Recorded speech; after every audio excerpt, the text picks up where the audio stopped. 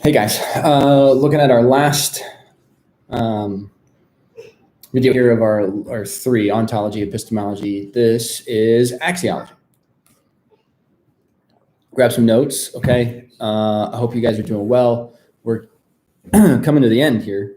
This video is for Wednesday, and then there'll be one more on Friday for you, just to kind of close out the school year, or if you're a senior, to close out your high school career. Woohoo! Right? So just be paying attention for those. We're talking axiology, and like the other things that we have talked about this week, there's a quick discussion post that follows this, okay? I'm going to set it due for like Friday morning at 8 a.m. And you need to make sure that you get it turned in, right? The last chance you guys have to have work submitted for me would be Friday at 3 o'clock. So if I don't have it by Friday at 3, then you're not going to get a grade for it. It's a discussion post. It'll be open until, it'll be open until Friday at 8 a.m. And then after 8 o'clock on Friday morning, you will have to email me that discussion post, and I'll use the timestamp from the email that you send me to judge whether or not you submitted it on time. What, baby girl? Not right now.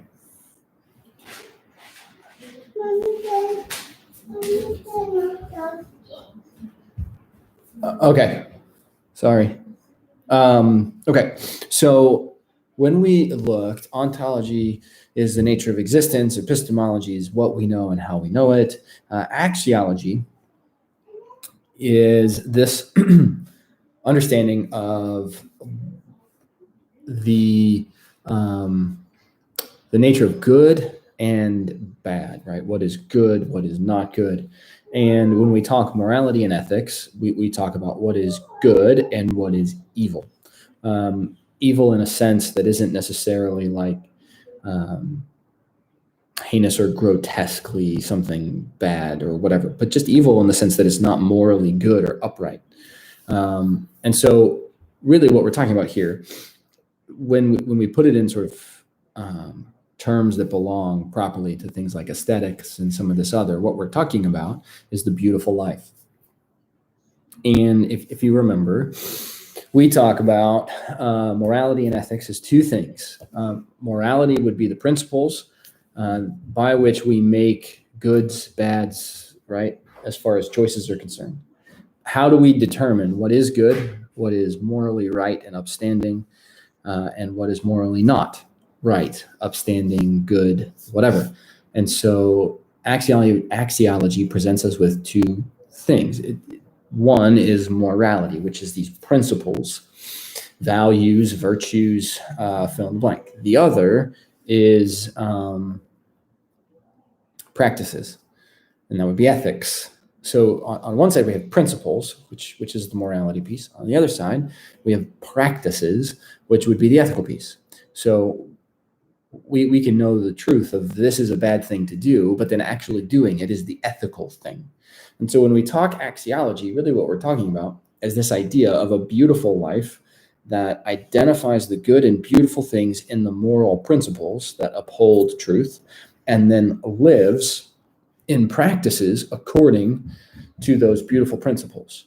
And so not only do we know rightly, we also do rightly. And if we remember Plato says that the doing right is an automatic of knowing right. So too, it seems to Socrates. Aristotle says that knowing right and doing right, it actually boils down to the virtues. We need courage and we need wisdom and we need whatever. And so we need these virtues to be at play in our lives in order for us to be able to do the right, good, and beautiful thing. Karl Barth would argue basically that if Jesus Christ is the self-disclosure of God, then what marks his life should mark our lives. And then that would be the beautiful life.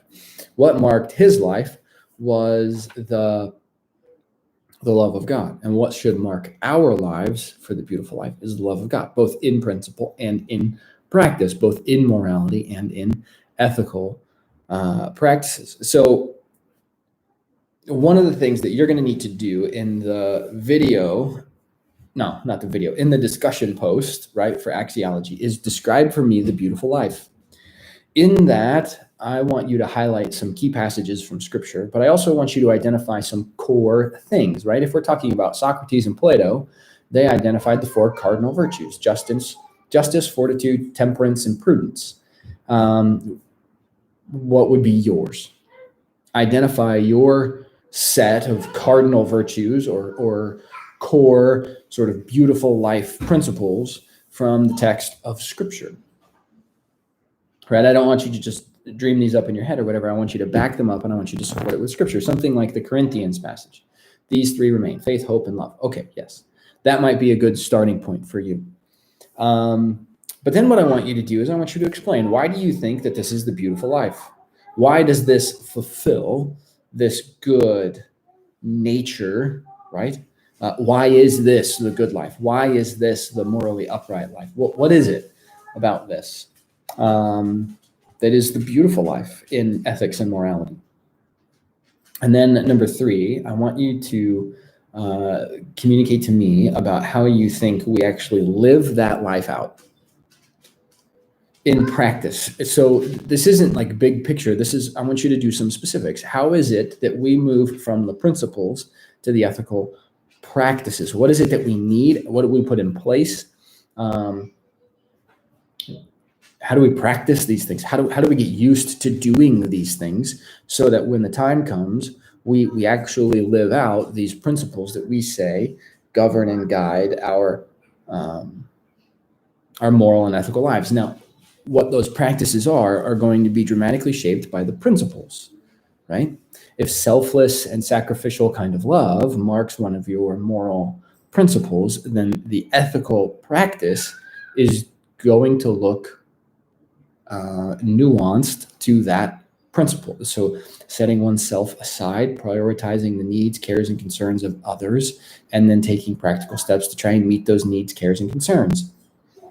Just as an example, what is the beautiful life? What is the ethical life? What is the moral life? Why is it that this is the ethical and moral life? And how do we go about living it? That's sort of what we're talking about here. Now, at the end of the day, all of our philosophers need to address that particular question. Let's identify and talk about the nature of existence, and let's talk about what we know and how we know. But then eventually, we got to get down to something, and the something that we all end up down to is, how do I live now? How does what I know about the nature of existence and about what I know or what I believe shape then how I go about my life on a daily sort of basis? That is sort of the thrust of this axiological stuff, right? What do I do now that I have this set of knowledge? What do I do now in order to live the good life, to live the right life, to live the moral and ethical one? And it takes the shape of these kinds of codes. Know right, do right.